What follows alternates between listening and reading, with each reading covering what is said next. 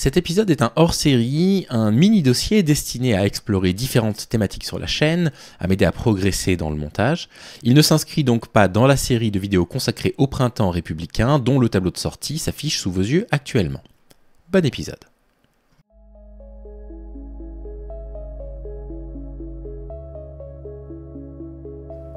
Iman Relif est une boxeuse algérienne née en 1999 en Algérie, de parents très pauvres. D'abord intéressée par le football, elle finit par s'inscrire dans un club de boxe voisin qu'elle ne peut rejoindre qu'à la condition de vendre des morceaux de ferraille pour financer ses déplacements en transport. Sa mère prépare aussi des petits pains qu'elle échange parfois contre un ticket de bus. Bref, sa région est très conservatrice, elle réagit donc assez mal au fait qu'une femme s'inscrive dans un club de boxe. Néanmoins, son entraîneur décèle de nettes qualités athlétiques chez elle, et de combat en combat, Iman Relif réalise qu'elle pourrait bien y faire carrière. Malheureusement, dans la défaite comme dans la victoire, rien ne sera simple pour elle dans sa vie.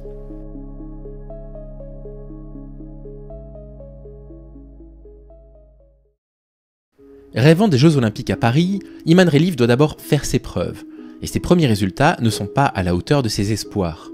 En 2018, au championnat du monde à New Delhi organisé par l'IBA, l'International Boxing Association, elle prendra une décevante 17e place, tristement éliminée dès le premier tour par Karina Ibragimova, une boxeuse kazakh amatrice. L'année suivante encore pire, au championnat du monde organisé en Russie, elle ne prend que la 33e place, éliminée dès les préliminaires par la boxeuse Natalia Shadrina, une boxeuse russe qui elle finira 5e à ce championnat du monde et elle remportera même une médaille d'or en 2024. De son côté, Iman Relif commence sa carrière donc dans la difficulté, elle enchaîne des combats amateurs entre 2019 et 2022 sans trop de succès, puis enfin les premiers bons résultats pointent le bout de leur nez. Médaillée d'argent au championnat du monde amateur à Istanbul en 2022, elle remporte son premier tournoi d'envergure plus tard la même année aux Jeux méditerranéens organisés à Oran. Puis vient 2023, l'année de la préparation aux JO, et Iman Relif se présente plus déterminée que jamais au championnat du monde amateur organisé à Delhi.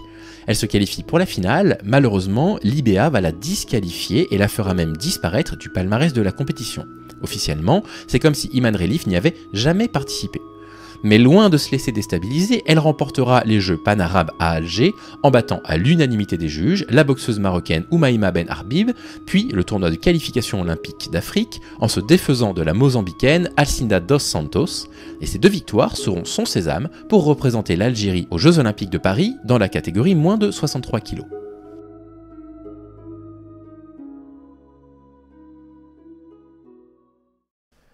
C'est donc auréolé d'une saison 2023 plutôt correcte, mais d'un début de carrière très moyen, qu'Iman Relif se présente à Paris sans la moindre certitude, et elle entame son tournoi contre la boxeuse italienne Angela Carini. Et à la surprise générale,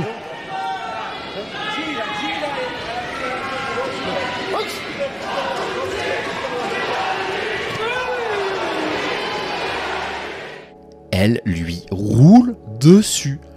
Son adversaire abandonne au bout de 46 secondes seulement et elle déclare en sortie de combat avoir reçu un coup de poing comme elle n'en avait jamais reçu avant, bien aidée il est vrai par une baisse très surprenante de sa garde, laissant le champ libre à Iman Relif. 2 jours plus tard, on est le 3 août, l'Algérienne affronte la Hongroise Anna Lucia Amori et sur décision des juges à l'unanimité, elle remporte son combat.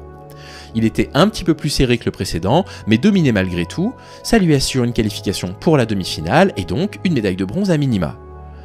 Mais étrangement, Iman Relif a l'air absente et même presque abîmée. Alors qu'elle vient d'apprendre qu'elle serait à minima médaillée de bronze. Étrange. 3 jours plus tard, le 6 août, elle entre sur le ring, la mine déconfite, étonnamment sérieuse par rapport à ses précédents combats, et elle triomphe sans trop de difficultés une nouvelle fois de Yan Yaem Suwanafeng à Roland-Garros, se qualifiant ainsi pour la finale.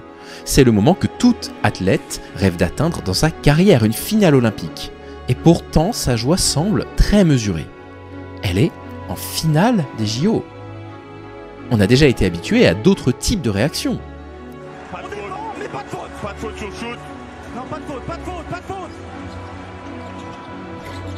C'est gagné. Et voilà. C'est gagné, Fred.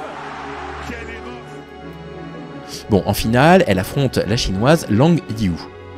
Et elle est sacrée championne olympique.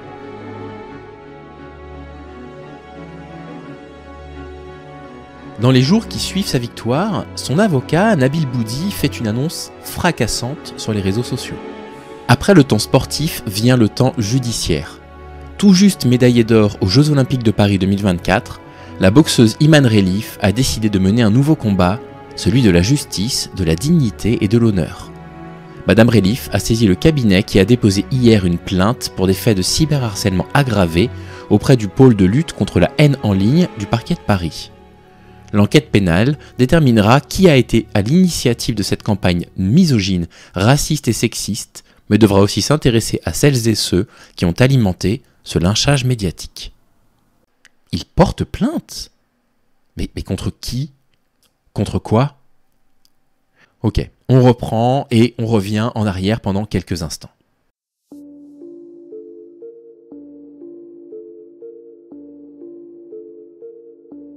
Le 23 mars 2023, alors qu'Iman Relif se qualifie pour la finale des championnats du monde de boxe amateur à Delhi, l'International Boxing Association disqualifie Iman Relif du tournoi suite à des tests génétiques démontrant que la boxeuse, je cite, ne remplit pas les critères d'éligibilité pour participer à ces compétitions. En cause, des tests montrant que son karyotype XY serait en inadéquation avec sa participation à une compétition féminine. Cette particularité génétique n'ayant été révélée que la veille d'une finale de championnat du monde, la décision interroge, mais c'est trop tard. La rumeur se répand comme une traînée de poudre dès sa première victoire au JO contre l'Italien en 8e de finale. La situation échappe à tout contrôle quand la boxeuse italienne, mauvaise perdante, déclare après son match « Ce n'est pas juste », quelques jours avant de revenir sur ses déclarations et de présenter ses excuses pour son comportement avec Iman Relif qu'elle n'a même pas salué à la fin de leur affrontement. Ça tombe de toutes parts. Iman Relif devient la tendance numéro 1 des discussions sur Twitter.